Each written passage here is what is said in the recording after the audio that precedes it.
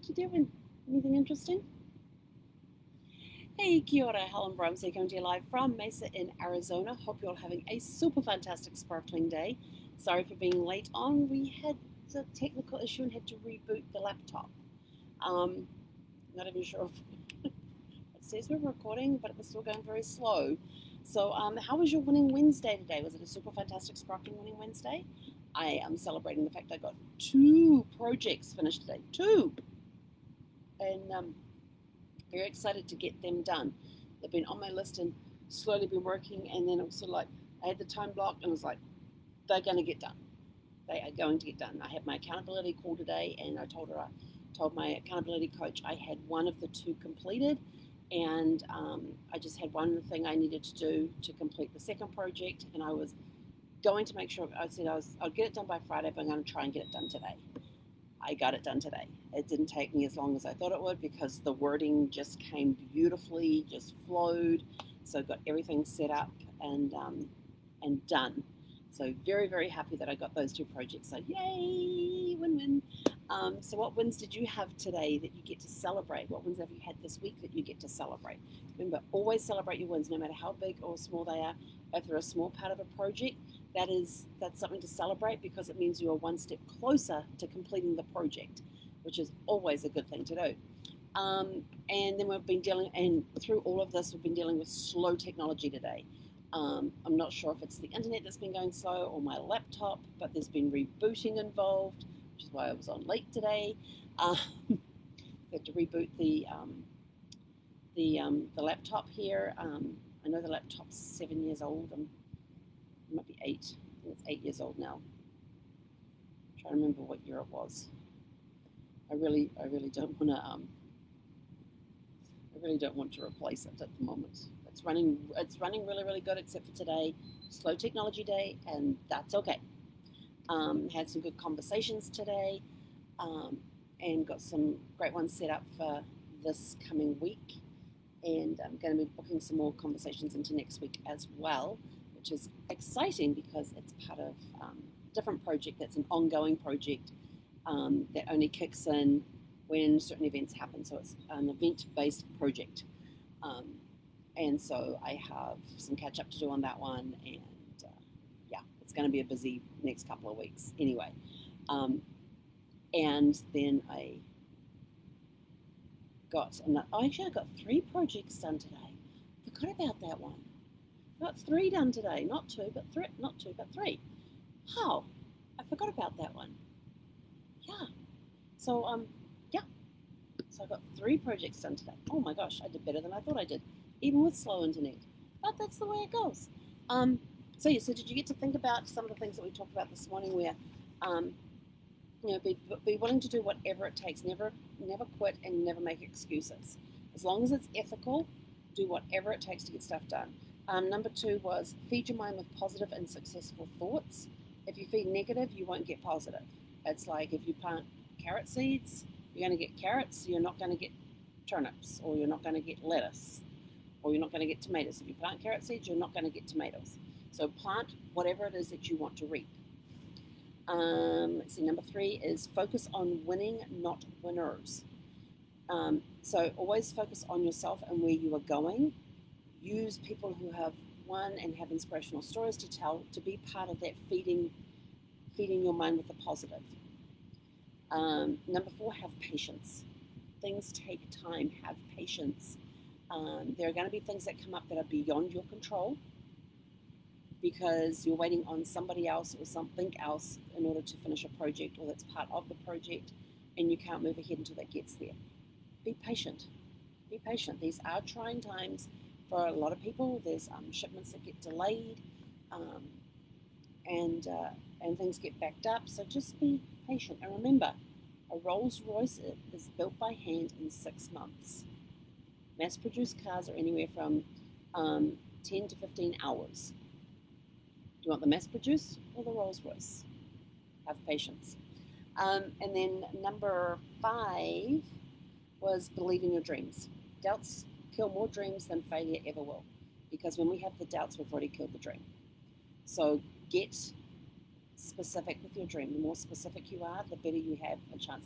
Instead of saying, I just want a lot of money in my bank, be specific. How much money, down to the penny, do you want in your bank? I've written things in my journal where I've put in there, I want a monthly bank, want my income into my bank balance to be, and I write a specific number down to the penny, not just a whole dollar value, but right down to the penny. So it's been, some people are going, oh. I've told, and when I was at, what event was it? I was at some event and we had to write stuff down, and somebody saw what I wrote down, like down to the penny, and it was some obscure penny amount. And he said, why did you put the pennies? I said, they said to be specific. You know, a lot of money doesn't work because people have different ideas of what a lot of money is. So you get specific with the dollar. And, you know, some people will do round figures, but round figures just wash through your brain. It's like, this is going to crack everybody up. My alarm clock for when I sleep in is set to 07, so 6:07 a.m. I'm usually awake between 5 and 5:30, but my alarm is set for 6:07 for those mornings I sleep in. And people go, 07? Why 07? I actually learnt this from a wonderful man who passed away a couple of months ago. Him and his wife had invited us. It was a couple we had met through the Cancer Caregivers group back in Virginia, and his wife was part of the Cancer Caregivers group, and they were having a 4th of July party. And I still remember this. He put on the invite that the festivities would start at 4:47 p.m. I thought, that's interesting.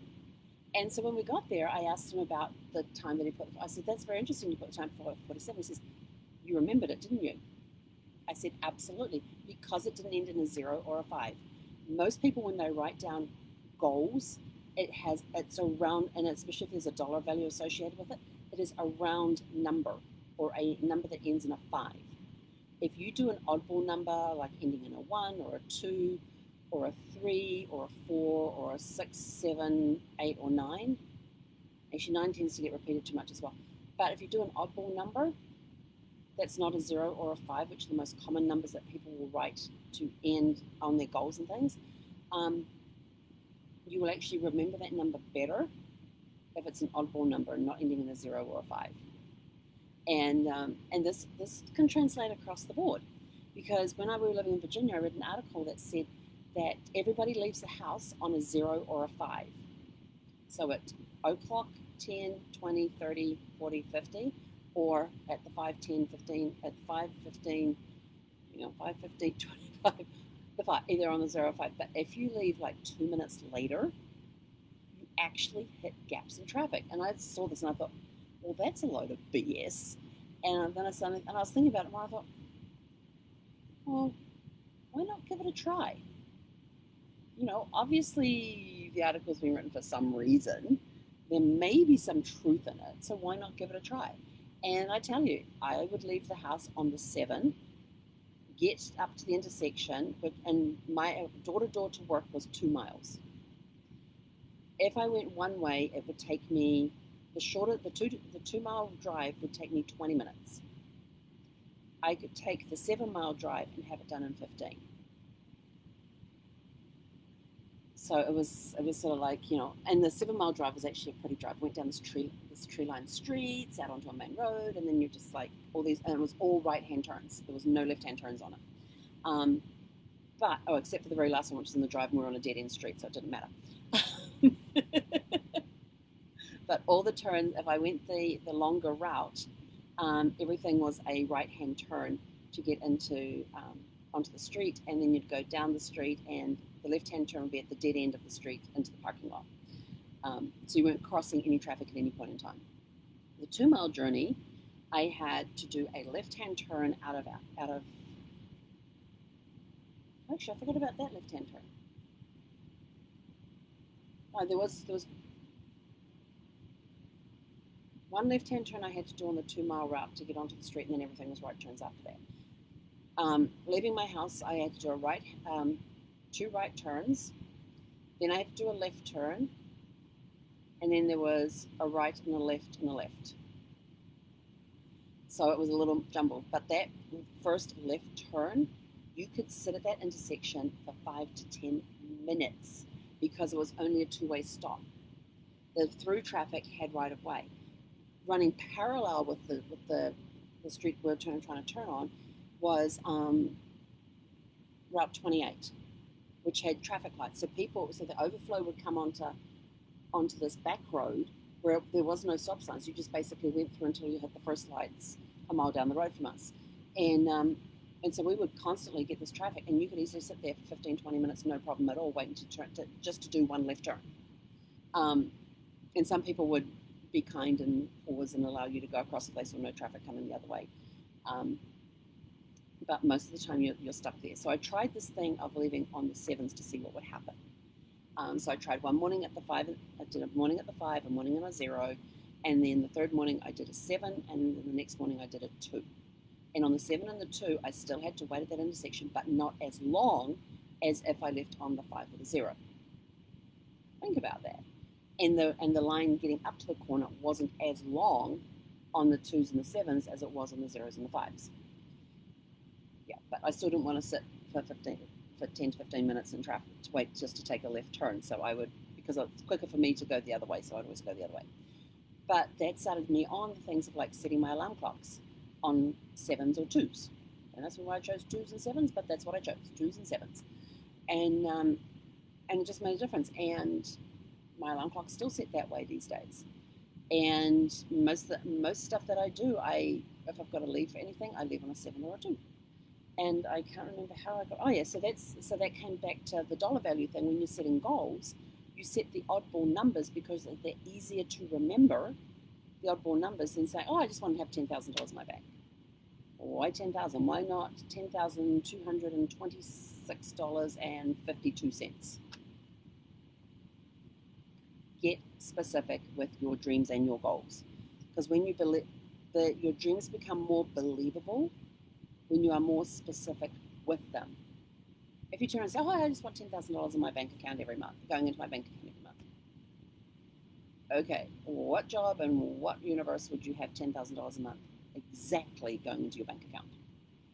If you think of any payouts that you have had, unless you are charging a round figure for like consulting businesses or something like that, then yeah, you could. But if you add the taxes on, you're not going to end up with that $10,000. You're going to end up with some oddball figure.